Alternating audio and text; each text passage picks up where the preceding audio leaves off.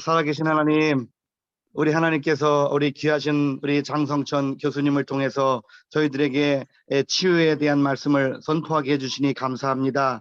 그동안 우리 장성천 교수님을 통하여서 하나님께서 많은 치유의 역사를 나타내 주셨습니다. 오늘 이 방에 함께 하시는 분들에게도 이 동일한 역사가 나타나지게 하여 주옵시고, 또 우리 장성천 교수님에게 경험하게 하신 것들을 우리 이 방에 오신 분들에게 잘 전달이 되어서 나가서 이 만나는 사람들마다 병을 치유하고 하나님의 나라를 선포하고 주 예수 그리스도의 복음을 확실하게 능력 있게 증거하는 주님의 능력자들, 권능자들, 사역자들 삼아 주시옵소서. 점심시간 마치는 시간까지 성령께서 강력하게 주관하시기는 복된 시간 되기를 원하옵고 예수님의 이름으로 간절히 기도드렸사옵나이다. 아멘. 아이고, 여러분들 만나 뵙게 돼서 반갑습니다. 오늘 처음 나오신 김윤숙 권사님 특별히 환영합니다. 그리고 ABK 어떤 분인지 모르지만은 오신 걸 진심으로 환영합니다. 오늘은요, 하나님의 말씀과 치유입니다. 하나님의 말씀이 성령을 통해서 임했을 때에 치유가 일어나는 것. 특별히 구약에서는 주로 성부 하나님께서 선지자에게 또는 왕에게, 제사장에게, 또 일반 백성들에게 나타나서 하나님의 말씀을 전해주었고, 또 말씀을 받은 사람은 그것을 전하게 되었습니다. 전하지 않으면 안 되는 정말 그런 리얼리티한 그런 내용이 바로 하나님의 말씀이 임한 내용입니다. 임한 내용.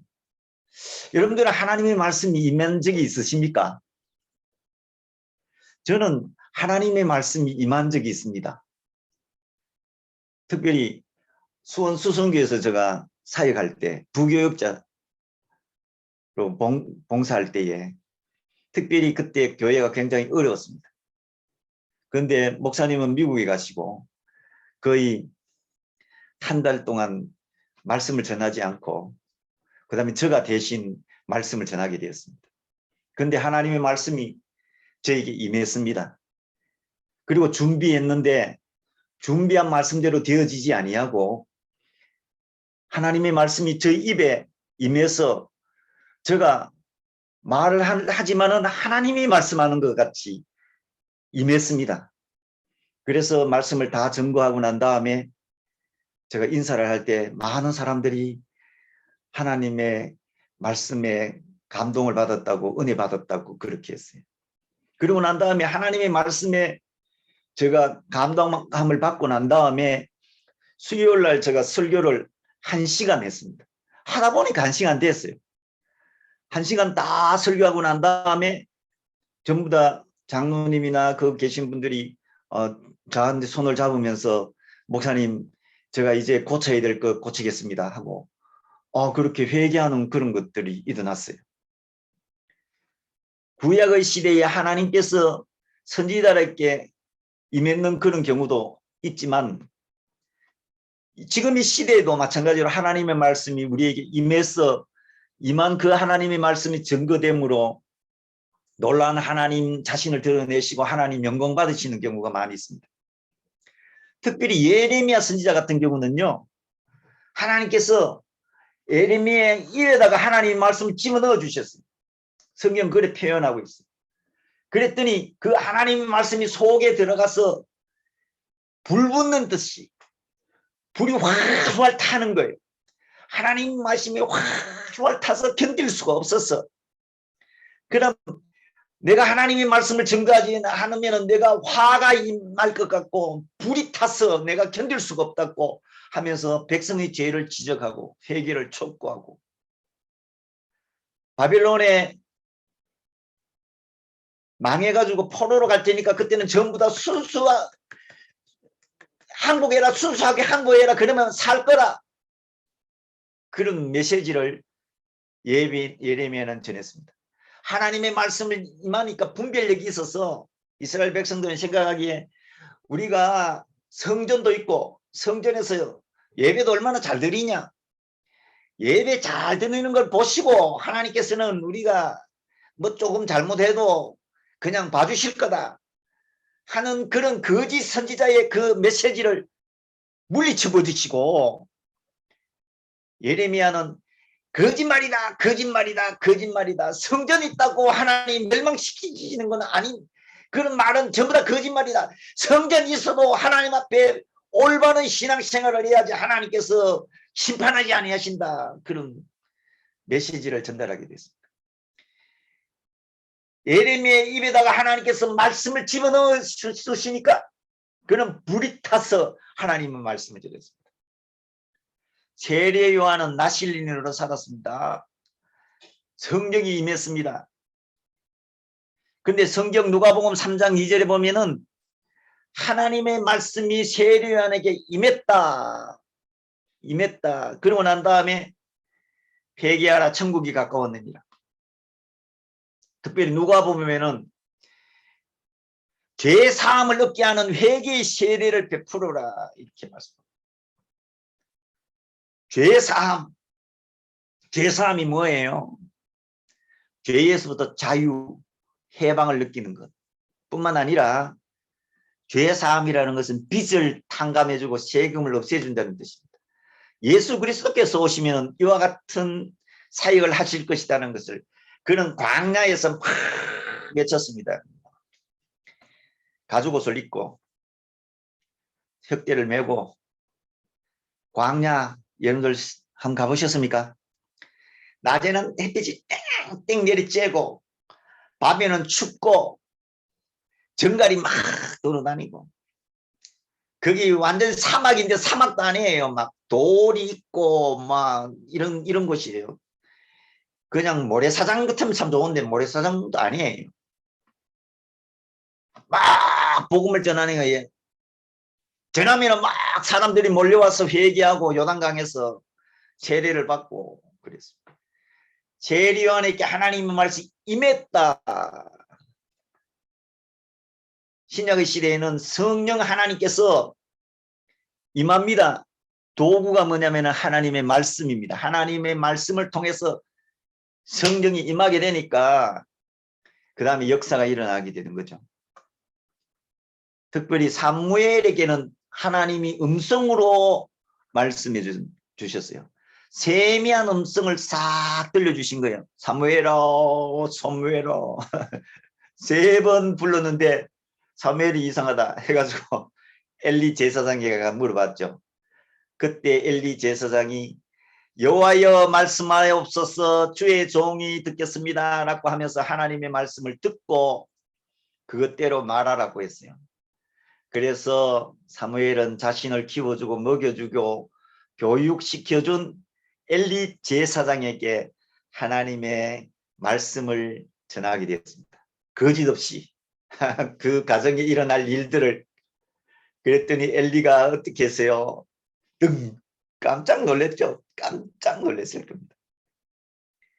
하나님의 말씀이 임하는 곳에 큰 변화와 역사가 나타나게 되는 것이죠. 모세는 하나님으로부터 직접 십계명을 받았는데 이스라엘 백성들이 우상 숭배하고 금송아지 섬기고 이래 막 너무 화가 나가 던져가 깨버렸어. 그랬더니 하나님께서 모세야 이제부터는 너가 기록해라 해가지고 가르쳐 주시는 대로 모세가 직접 하나님의 말씀을 탁 기록해서 그 말씀의 중요성을 깨닫게 해 주었습니다. 하나님의 말씀이 뭐예요? 여러 가지가 있습니다. 특별히 시편 119편부터 출애굽기 15장 또 창세기부터 요한계시록까지 모든 것이 하나님의 말씀입니다만은 그것을 좀 더 세분해 보면 그 하나하나가 우리에게 우리의 영혼을 살리고 또 육신을 살리고 우리의 삶을 풍요롭게 하고 건강하게 하고 행복하게 하고 하나님의 뜻을 이루게 하는 그런 하나님의 말씀으로 가득 차 있는 것을 볼 수가 있습니다. 출애굽기 15장 26절에 보면은 여호와의 말을 들어 순종하고 여호와의 말씀, 특별히 시편 119편 10절에 보면 주의 말씀이라고 했습니다. word, 말씀. 첫 번째는 하나님의 말씀. 청년이 무엇으로 그 행실을 깨끗게 하리까? 주의 말씀으로 상간다. 내가 범죄하지 아니하리 하여 주의 말씀을 마음에 두었나이다. 하나님의 말씀을 마음에 두게 되면 범죄하지 않기 때문에 우리는 건강한 삶을 살 수가 있어요. 하나님의 말씀은 우리에게 구원을 주시는 선물이지만 또한 범죄로 인한 질병을 예방해주고 또 우리의 영혼을 살아나게 해줍니다. 마지막 남은 의식이 있다면, 들을 수 있는 귀만 있다면 우리는 하나님의 말씀을 듣고 고쳐야 되죠. 새롭게 해야 되죠. 제가 이렇게 병든 사람을 위해서 기도해 주다 보면 성령께서 감동 주시는 내용 중에 많은 부분이 전인치유에 관계되는 것입니다. 전인치유가 되어져야지 마침내 육신의 질병을 고침받는데, 전인치유는 이루어지지 아니하고 영혼은 새로워지지 아니하고 마음은 변화되지 아니하고 영은 새롭게 되지 아니하고 병만 고치려고 하는 그런 경우가 너무나도 많은 것을 봤습니다. 그런데 이런 전인치유가 이루어지고 난 다음에 하나님께서 치유하시는 것들을 많이 봤어요. 특별히 하나님의 말씀 속에 살았던 목사님에게도 이런 경우가 굉장히 많더라고요. 제가 목사님을 한 4분 정도 한 적이 있어요. 제 친구 목사님 2분, 그 다음에 팔레스타인에서 2 목사님, 하나님의 말씀을 가지고, 하나님이 말씀 주신 그걸 가지고 감동 주시는 말씀으로 대언해서 이렇게 했어요. 그랬더니 하나님의 말씀을 듣고 막 속에 불이 나는 거예요. 내가 뭐 잘못했는데, 난데없이 저 태국 치앙마이에 있는 선교사가 와가지고 나를 꾸짖어. 그러면서도 3일인가 4일 동안 하나님의 말씀으로 자신과의 막 싸움을 하시더라고. 막 싸움을 하시. 이 남편과 아내 사이에 그 갈등으로 인하여 이혼 바로 직전에 있었고 아기가 없었고, 그래서 아기 갖기 위해서 저한테 와서 기도받았던 사람이에요. 목사님이시는데. 그런데 하나님께서 그렇게 책망도 많이 하시고 그랬는데 그분이 그것을 다 받아들이시고, 그러고 난 다음에 한국에 와서 아기를 가졌어요. 그리고 애가 태어났어요. 그래 너무 좋아하시는 거예요. 너무 좋아하시는 거예요. 하나님의 말씀은 우리를 치료하십니다. 영과 혼과 관절과 골수를 찔러 쪼개기까지 하시며 마음의 뜻과 생각을 고치시고 온전케 하시고 새롭게 하시고, 하나님의 말씀이 우리를 치유하시는 것이죠. 특별히 고린도후서 1장 3절에 보면은요, 하나님은 모든 위로의 하나님이시다고 하셨습니다. 마음의 병을 갖고 있는 분들 중에서 우울증을 갖고 계시는 분들은요, 하나님의 위로가 딱 떨어지면 단번에 다 나아버려요. 위로의 하나님께서 고생했다, 너무 힘들었지, 내가 너의 아버지다, 내가 너를 낳았다, 내가 너를 치료하리라, 내가 너에게 위로를 주리라, 힘을 주리라, 용기를 주리라, 새롭게 해주리라, 새로운 삶을 살게 해주리라. 이런 위로의 메시지가 딱 떨어지는 순간 희망으로 바뀌고 하나님의 놀라운 은혜를 체험하게 되고 마침내 새로워지고 살아나게 되는 것이죠. 두 번째는요, 하나님의 말씀은 계명, 커맨드먼트입니다. 십계명, 여러분들 잘 아시죠? 구약의 대표적인 것이 십계명, 신약의 대표적인 것이 무엇입니까? 마태복음 22장에 나오는 하나님을 사랑하고 이웃을 내 몸과 같이 사랑하는, 힘을 다하여, 마음을 다하여, 목숨을 다하여, 지혜를 다하여 주 너의 하나님을 사랑하라. 내 이웃을 내 몸과 같이 사랑하라. 명령이죠. 어떻게 보면은 또 십계명에서는 하지 말라는 내용도 있죠. 하나님에 대해서 어떻게 내가 명령을 수행할 것인가, 사람에 대해서 어떻게 내가 말씀을 수행할 것인가 하는 내용입니다. 그걸 통해서 우리는 하나님과 우리 사이의 모든 것들이 해결되는, 관계가 회복되고 이웃과 이웃, 나와 이웃 사이의 모든 관계가 회복되는 치유가 일어나게 됩니다. 하나님의 계명이 살아서 움직이게 되면 사회 치유가 일어나게 되고 교회 치유가 일어나게 되고 공동체 치유가 일어나게 되고 가정의 치유가 일어나요.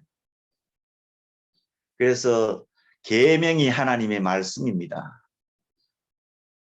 또 무엇이 있을까요? 출애굽기 15장에 보면은 모든 규례를 지키면 이렇게 나와 있어요. 규례 속에 대표적인 것이 뭐냐면은 절기입니다. 3대 절기, 5대 절기가 있습니다. 7대 절기도 있고요. 대표적인 것이 6월절이죠. 꼭 6월절을 지켜야지 뭐 구원을 얻는다는 그런 것은 아닙니다. 그러나 6월절을 지키고 또 6월절 그 빵을 먹어보고 또 누룩 없는 빵을 먹어보고 양고기를 먹어보고 구워서 선나물도 먹어보고 그렇게 함으로써 6월절의 의미를 깨닫게 되고 새기게 되고 신약시대에 예수님이 바로 6월절 어린 양이시니까 그 예수님에 대해서 우리가 더 깊이 알게 되는 거죠. 저는 아직 성만찬을 통해서 치유의 역사를 경험한 적은 없지만은 6월절은 바로 성만찬을 상징해주고 있고 성만찬의 중심이 되는 예수님의 피와 살을 먹는 규례 그것을 행하고 구원의 의미를 되새기고 은혜를 받고 그 다음에 치유도 받게 되는 것이죠.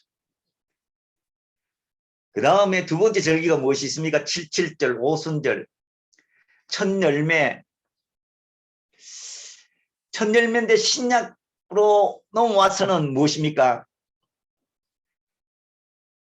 6월절 지나고 50일째 되는 그때 성령께서 임하셨고 성령을 통해서 교회가 세워지게 되고 그리고 성령 하나님을 통해서 구원의 역사가 나타나고 하나님의 나라가 확장되고 성령 하나님의 역사를 통해서 하나님을 드러내시게 되고 예수님을 드러내게 되시고 성령 하나님께 영광을 돌리시게 되고 살아있는 신앙생활을 할 수 있도록 성령 하나님이 우리와 함께 계시고 위에 계시고 우리 속에 계시고 성령 하나님이 불과 같이 역사하심으로 모든 질병이 떠나게 되고 성령 하나님이 바람과 같이 임하심으로 그 쾌쾌하고 더러운 모든 더러운 냄새가 싹 다 지나가게 되고 성령 하나님이 임하시게 되므로 우리의 영적인 더러운 것들이 다 사라지게 되는 거예요.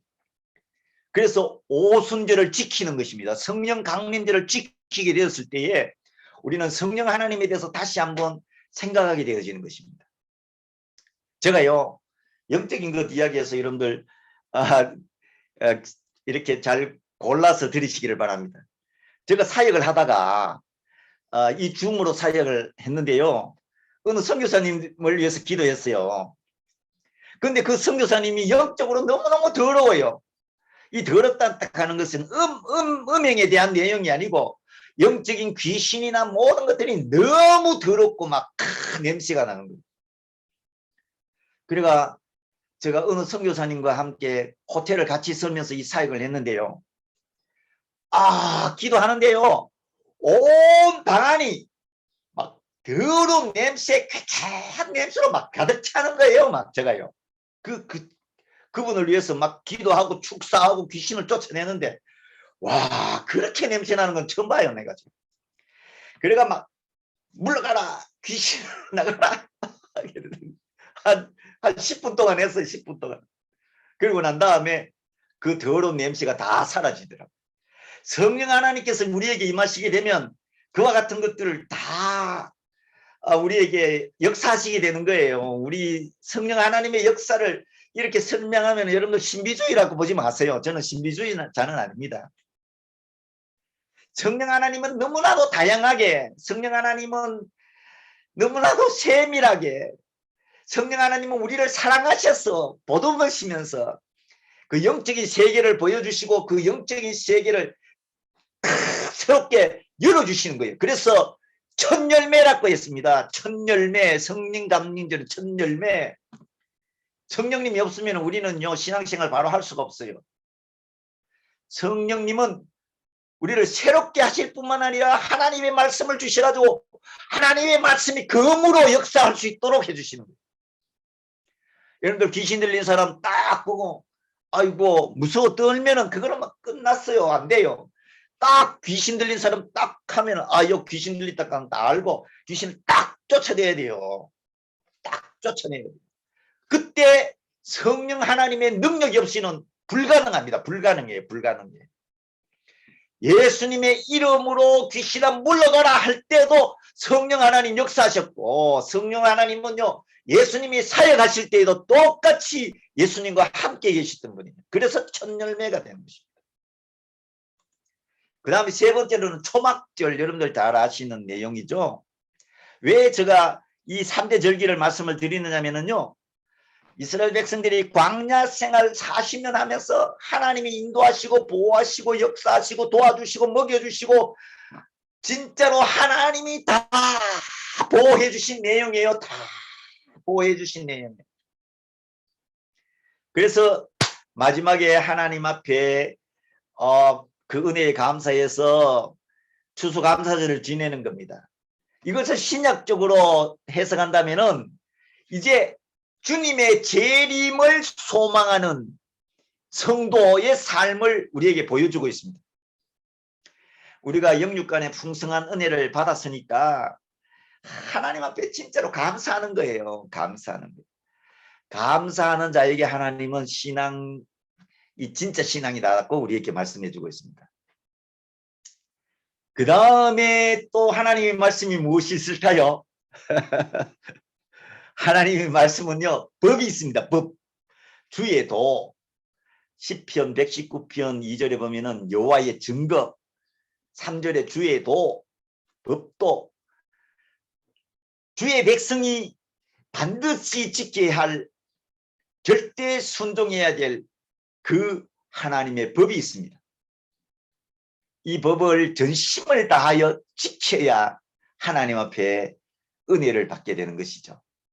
그래서 시편 119편 34절에 보면은 다윗은 내가 주의 법을 지키며 전심으로 지키리이다.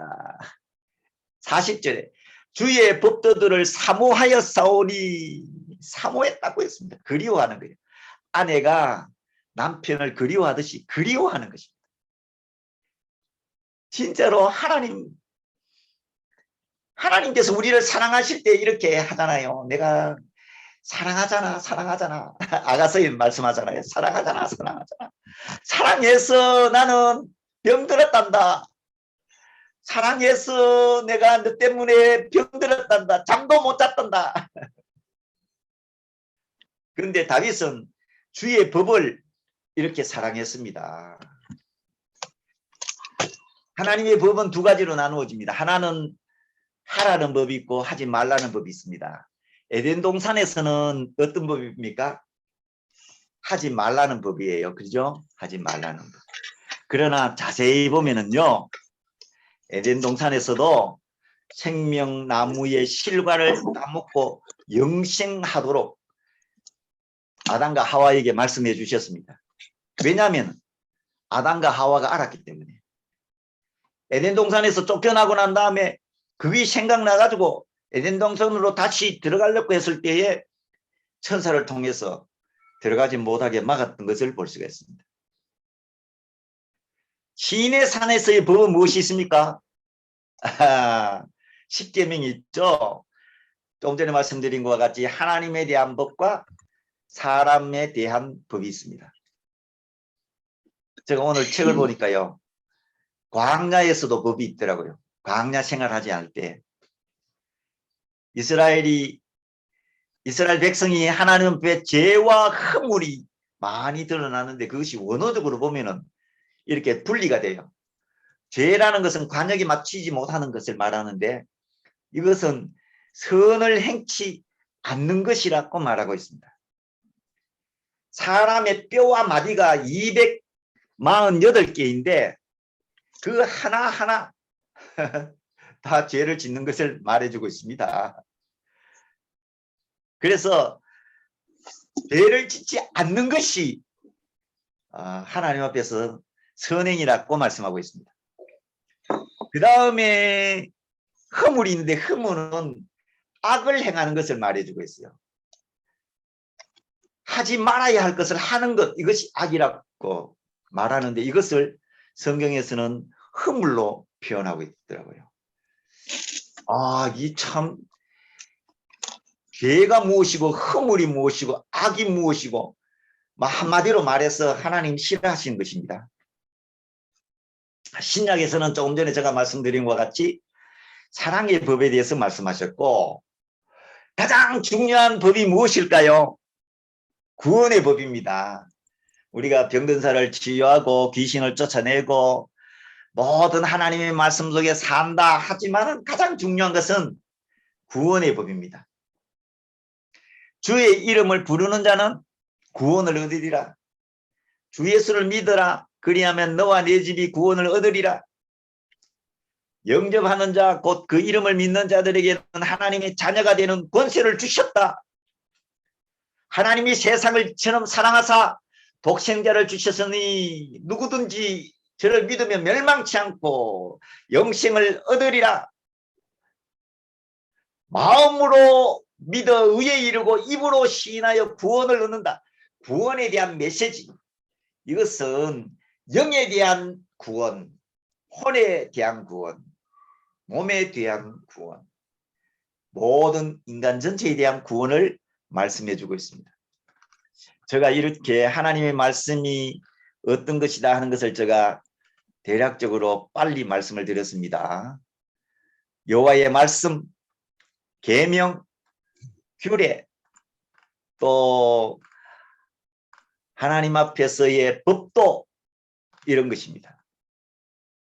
그런데 신약에서는요, 예수님이 오심으로 그 모든 것들이 다 완성이 되었어요.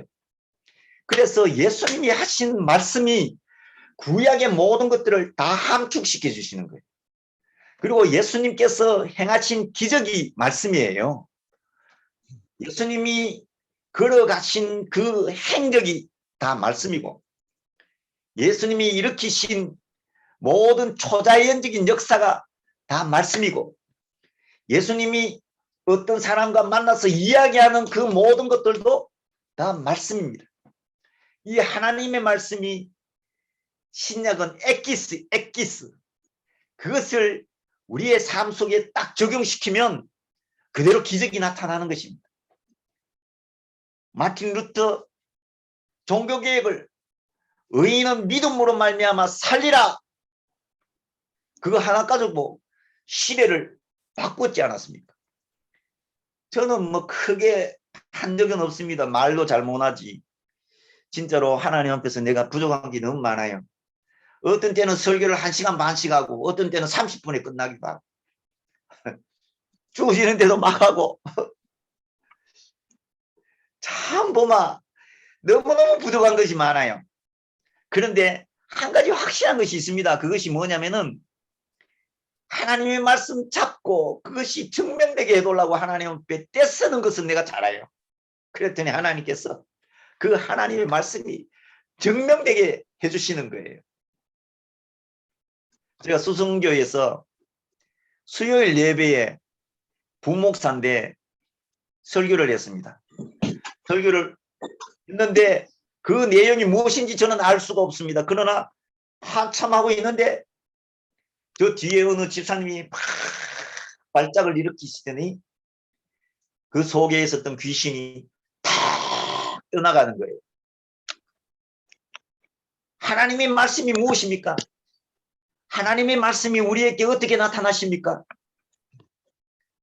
목사님이 설교하시고 목사님이 선포하시고 목사님이 강의하시는 것이 하나님의 말씀 맞습니다. 그것만일까요? 아닙니다. 하나님의 말씀은 양식입니다. 우리가 오늘 아침에도 식사를 했고 점심 때도 식사할 것이고 저녁에도 식사한 듯이 마찬가지로 하나님의 말씀은 영의 양식이기 때문에 5가지를 꼭 해야 됩니다. 꼭 해야 되는 거, 꼭 해야 되는 거. 첫째는 하나님의 말씀을 외워야 돼요. 외워야 돼요. 저 나와 여기 있다고. 우리는 이렇게 나와 있어요. 시편 1편 3편 3절. 그는 시냇가에 심은 나무가 철을 따라 열매를 맺으며 그 잎사귀가 마르지 아니함 같으니 그가 하는 모든 일이 다 형통하리로다. 이렇게 우리가 여기서 뽑아가지고 매일 저희 가정에서 암송합니다. 리사이트, 하나님의 말씀을 암송하는 것. 성경 듣기. 저는 이 핸드폰으로 성경을 듣습니다. 성경을 듣는데 공동체 성경이라고 해가지고 제가 1시간 정도를 듣습니다. 어제는 뭐 들었느냐면 히브리서 쫙 듣는 거예요. 요래 들고 걸으면서 낙산 올라가면서 그 듣고 그 다음에 앉아서 듣고 들으면은 어느 순간 하나님의 말씀이 딱 나한테 꽂히는 것이 있어요. 꽂히는 거. 그걸 딱 잡는 거예요. 잡으면은 그때 하나님의 역사가 나타나는 거예요. 그 다음에 성경 읽기 딱 읽는 거예요. 그거 됐으면은 집에 가서 체킹해가지고 읽는 거예요.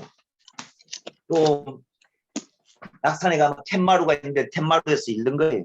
딱 읽고 이 앞에도 공원이 있는데 공원에 가서도 읽고. 그 다음에 어떤 분은 쓰시더라고. 어느 권사님이 성경 쓰기 했는 것 이만큼 제가 가지고 있습니다. 그 다음에 성경 공부. 이제 성경 공부는 제대로 못 했는데 이제 시작하려고 합니다. 이 5가지. 성경 공부, 암송, 듣기, 읽기, 쓰기 이 5가지를 하게 되면 어느 순간인가 하나님의 말씀이 살아서 막 꿈틀거리면은 그 다음에 역사가 나타나는 것입니다. 제가요 갈라디아서 3장 13절 예수님께서 십자가에서 율법의 저주를 속량하셨다. 담당하셨다. 다른 성경은 담당하셨다. 담당이라는 단어를 다른 데서 딱 찾아보니까 히브리서에 모든 사람의 죄를 예수님께서 담당하셨다. 똑같은 내용이에요. 그러면 내 죄를 예수님께서 담당하신 것과 마찬가지로 신명기서 28장에 나오는 모든 불순종의 저주를 다 담당하셨구나. 딱 느껴지니까 이 말씀이 살아서 움직이는 거예요. 움직이는 거예요. 갈라디아서 3장 13절이 막 움직여요. 막 움직인. 그래가지고 미국에 있는 린지 학생이 취업하는 거예요. 제가 복음을 전하고 그 다음에 그 학생이 온 집안에 성령이 임해가지고 죄와 저주를 예수님이 다 담당하셨다. 너무 좋아가지고 붙여놓고 막 좋아가지고 막 얼굴이 막 환해 펴가지고 저를 봤어요. 그러고 난 다음에 6개월 만에 이 학생의 모든 그 정신적인 질병이 다 깨끗하면 낫고, 그래가 이 학생이 아프리카의 선교사로 3년인가 봉사하다가 지금 플로리다에 있다 합니다. 이 한 사람만이 아니에요. 저 친구 목사님, 사모님 햇빛 알러지 똑같이 이 한 말씀 가지고 막 딱 나와버리는 거예요. 예수 이름으로 모든 피부 알러지는 깨끗해져라. 다 나와버렸어. 그 사모님이 지금 암에 걸리시는데 내가 한번 기도해 주러 갔어요. 또 이사하면 제가 갈 거예요. 어머님으로 돈 물려받은 그 콧이 열려가지고 빈혈 얼굴이 하얗게 변한 빈혈 쪼이라는 학생. 성령이 마신다. 그랬더니 어떻게 됐어요? 코피 난 것 싹 다 사라지고 깨끗하게 돼버렸어요. 모든 한 말씀, 갈라디아서 3장 13절 한 말씀으로 벌써 세 사람이 치유함을 받게 되고 인생이 바뀌어지게 되고 새로운 삶이 이루어지게 되고 이런 역사가 나타나게 된 것입니다. 한 말씀 한 말씀. 특별히 마태복음 10장 1절은 어때요? 예수님께서 제자들에게 치유의 권세와 권능을 주셨다. 위임해 주셨으니까 우리는 받았으니까 사용하면 돼요. 주셨네. 사용하자. 주셨네. 사용하자. 우리 아들이 저에게 이걸 팔았어요. 아주 좋은 거 그렇더라고요. 줄었어요. 나는 돈 주고 샀고. 그러면은 이걸 사용해야 돼요. 사용해야 돼. 이걸 사용하는 건 마찬가지예요. 치유의 권세와 권능을 사용하는데 가장 기본적인 것이 뭐라고요? 선포, 명령, 선을 넘고 하는 것입니다. 하면 그 다음에 기적은 하나님이 하시는 것입니다. 명령했더니 어떻게 돼요?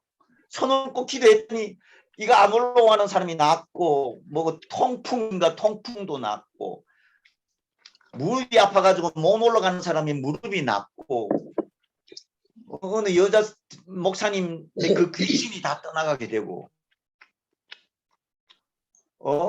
벌레 물려서 막 콩콩 부는 그 알러지를 가진 분도 낫고 딱 하나 마태복음 10장 1절의 말씀 하나님의 말씀 예수님의 말씀 우리에게 주신 축복의 말씀 하는 거예요. 안성에 계시는 그 사모님 팔이 아파가지고 제가 이렇게 기도해줬는데 나았어요. 근데 또 계속 사용하잖아. 그렇게 또 아픈 거야. 그래서 사모님이 예수 이름으로 이 팔은 나아라. 예수 이름으로 팔은 나아라. 이 습관은 됐어요. 왼팔 가지고 안 되면 왼팔, 안 되면 오른팔 막 하다 보니까 습관화 됐는데 이 선포하는 기도가 습관화 딱 됐는데 어느 날 갑자기 자기 교회 성도 중에서 권사님이 어깨가 아프다고 목사님, 사모님 내 어깨가 아파요. 딱 오는 순간 자기도 모르는 사이에 오토매틱으로 어깨에다 손을 딱 대고 예수님의 이름으로 깨끗해져라. 아프면 사라져라. 그랬더니 어떻게 됐어요? 나았어. 그래만 나으니까 자기도 깜짝 놀라는 거예요. 놀래가지고 어떻게 다른 권사님을 불러가지고 또 그렇게 하시더라고요. 보십시오. 여러분들 한 말씀에 꽂히시기를 바랍니다. 사도행전 3장에 보면은 은과 금은 내게 없거니와 내게 있는 것으로 내게 주노니 나사렛 예수 그리스도의 이름으로 일어나 걸어라. 맥공백 교회 성도 신비도 굴러 떨어졌어요. 병원에 가도 안 낫고 약 먹어도 안 낫고 침 나와도 안 낫고 그래가지고 다락에 이렇게 모시고 있었어요. 몇 주가 지났는가 봐요. 근데 전사님이 선교사님 우리 교인 중에 한 사람이 이렇습니다. 가서 기도해 주세요. 그래서 제가 갔어요. 우리 집사람도 갔어요. 그러고 난 다음에 모시고 내려와서 그 다음에 예배 드렸어요. 사도행전 3장 내용. 나는 아무것도 가진 것이 없다. 아무것도 가진 것 없지만은 예수 그리스도의 이름으로 일어나서 걸어라. 예수 그리스도의 이름으로 일어나 걸어라. 그 내용을 가지고 제가 설교를 했어요. 하나님의 말씀이 그에게 임하였고 하나님의 말씀이 그 온 방을 움직였어요. 하나님의 말씀이 움직이는 거예요. 신비도에 굴러 떨어져 가지고 막 다쳤는데 그게 하루아침에 낫겠습니까? 아빠가 꼼짝도 못 하니까 아들과 딸은 일하러 가야 되고 어머니는 거기에 앉아 있어야 되고 꼼짝을 못 하는 거예요. 아파가지고. 근데 하나님께서 그때 역사해 주셔가지고 그분이 나았어요. 50이 되었는데 딱 나으니까 너무 고맙고 감사해가지고 뭐 와가지고 감사하고 그러더니 하나님은 살아계신다 하면서 신학교에 가가지고 신학 공부를 하시더라고요. 그래가지고 전도사님이 되시는지 그건 잘 모르는데 설교 연습을 교회에서 하는 것을 제가 봤어요. 장신 여러분, 하나님의 말씀 마태복음부터 시작해서 이 내용의 말씀은 살아있는 하나님의 말씀입니다. 이 말씀이 우리 세포 속에 들어가고 우리 기관 속에 들어가고 우리 장 속에 들어가고 들어가게 되면 그 다음에 치유의 역사가 일어나는 거예요. 치유의 역사가 일어나는 종류가 한 20가지 정도 저는 체험했는데요. 그 별거 아니에요. 하나님의 말씀이 딱 들어가면 거기서 막 움직여가지고 세포가 움직여가지고 그 다음에 암세포는 빨리 죽어버리고 그 다음에 새 세포가 막 살아나게 되고 생물도요 똑같은 거 다섯 그릇 놔두고 한 곳은 사랑을 주고 한 곳은 미움을 주면 사랑을 준 그 식물은 잘 자라게 돼요. 근데 하물며 우리 예수를 믿는 사람이 하나님의 이름으로 예수 그리스도의 이름으로 기도하는 그것이 변화되지 않겠습니까? 나는 확실히 변화될 것으로 믿습니다. 진짜로요.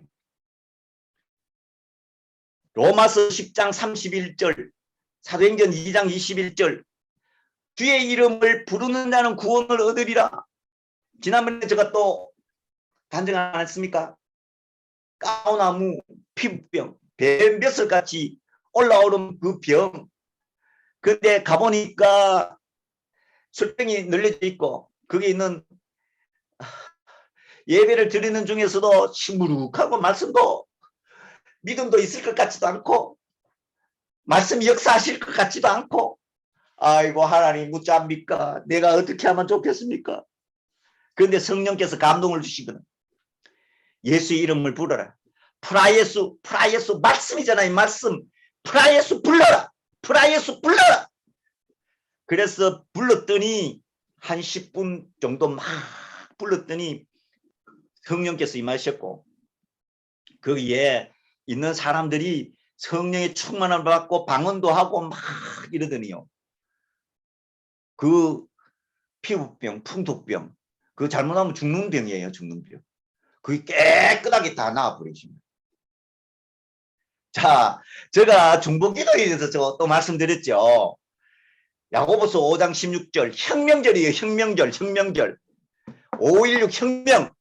야고보서 5장 16절 너희 죄를 서로 고백하고 병낫기를 서로 기도하라. 의인의 강구는 역사하는 힘이 크니라. 제가 아침에 일어나서 머리서부터 발끝까지 기도한다고 하잖아요. 특별히 요새 그레이스 선교사님 코로나 걸려가지고 폐가 망가져가 산소호흡기 하는 그분을 위해서 제가 많이 이렇게 기도하고 있습니다. 우리 아들 머리 그 다음에 또 이명 하신 분들을 위해서 기도하고요. 중보 기도하는 거예요. 손 하나하나 잡고 다리 하나하나 잡고 그 다음에 여기 중보 기도 보입니까? 여러분들 보이시는 모르겠다. 제가 보여드릴게요. 자, 문짝에 이렇게 스티커 붙였죠? 예. 여기 중보기도 내용이에요. 딱 적어놓고 하나님 아버지 국형지 집사님, 하나님 아버지 김규진 집사님, 하나님 아버지 이호영 집사님. 이분들은요.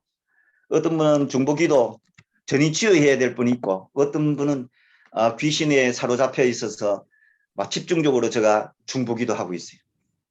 하는 거예요. 서로 기도하라. 병낫기를 위하여 서로 기도하라. 의인의 강구는 역사하는 힘이 크니라. 해보세요. 진짜로. 하나님의 역사가 일어나고 그 다음에 치유의 역사가 일어나게 될 것입니다. 하나님의 말씀은 살아서 운동력이 있습니다. 하나님의 말씀이 우리의 삶 속에서 우리 교회 속에서 우리의 사역 속에서 여러분들의 가정 속에서 살아서 움직이시고 하나님의 기적을 매일 경험하게 되시는 사랑하는 여러분, 하나님께 영광을 돌리시는 여러분이 다 되시기를 예수 그리스도 이름으로 축원합니다. 기도하겠습니다. 하나님 아버지 감사합니다. 하나님의 말씀과 치유에 대해서 말씀을 전했습니다. 어떤 말씀이든지 간에 치유에 대한 말씀 그거 하나 붙잡고 기도하고 감동 주신 그 하나의 말씀을 붙잡고 기도해서 하나님의 역사를 체험할 수 있게 해주시고 우리의 가정이 하나님의 말씀을 통해서 변화되게 해주시고 우리의 교회가 하나님의 말씀을 통해서 변화되게 해주시고 우리의 선교 사역의 현장이 하나님의 말씀을 통해서 변화될 수 있도록 우리 하나님 역사하여 주시옵소서. 오늘 기도 문제를 가지고 나오신 모든 분들을 위해 하나님의 말씀이 임하게 해 주시기를 간절히 바라며 예수 그리스도의